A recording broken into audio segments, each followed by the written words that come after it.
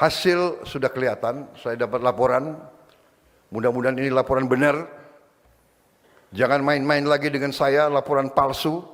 Presiden RI Prabowo Subianto mewanti-wanti ke jajarannya agar tidak memberikan laporan palsu sekadar untuk menyenangkan dirinya.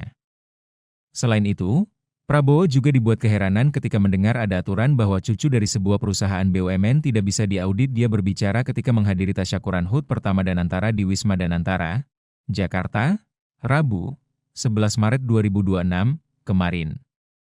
Dia mengingatkan bahwa ada ribuan anak usaha BUMN di Indonesia yang berpotensi menjadi celah penyimpangan.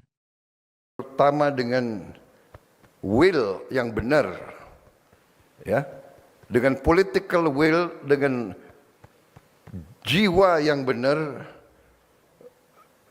hasil sudah kelihatan. Saya dapat laporan, mudah-mudahan ini laporan benar.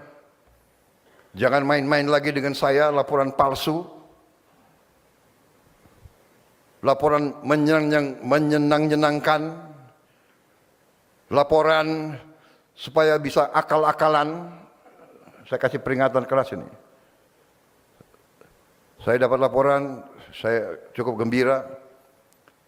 Return on asset 1 tahun 2025 dibandingkan tahun sebelum-sebelumnya sudah naik lebih dari 300%.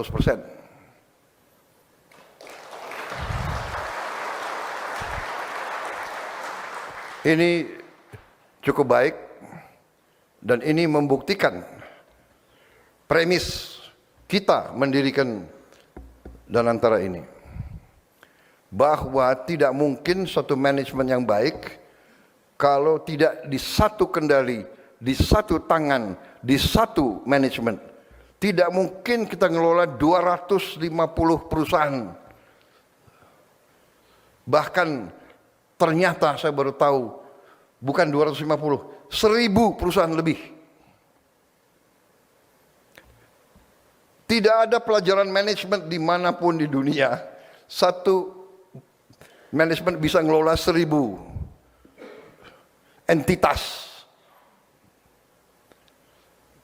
BUMN didirikan oleh pendiri-pendiri bangsa kita. Dulu namanya perusahaan negara. Sekian puluh tahun bergerak. Kita tidak punya industri tekstil, negara mendirikan. Patal Senayan. Tidak punya industri kertas, kita butuh buku. Anak-anak perlu belajar. Negara mendirikan pabrik kertas. Tidak punya obat. Waktu merdeka, negara mendirikan perusahaan-perusahaan farma. Tetapi lambat laun itikat baik ini terjadi penyimpangan-penyimpangan. Negara dalam keadaan baru awal-awal merdeka mendirikan perusahaan negara Pertamina. Ternyata itikat baik pendiri-pendiri bangsa itu akhirnya melahirkan anak perusahaan, cucu perusahaan, dan cicit perusahaan.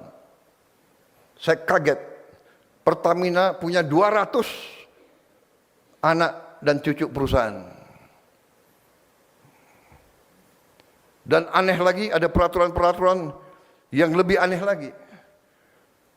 Kalau BUMN boleh diaudit oleh negara. Katanya kalau cucu perusahaan tidak boleh diaudit. Peraturan dari mana ini? Jadi saudara-saudara, premis kita ternyata benar. Konsolidasi satu manajemen dengan rasional, dengan standar-standar terbaik dunia. Return on asset saya terima di atas 300%. Lupa subscribe ya.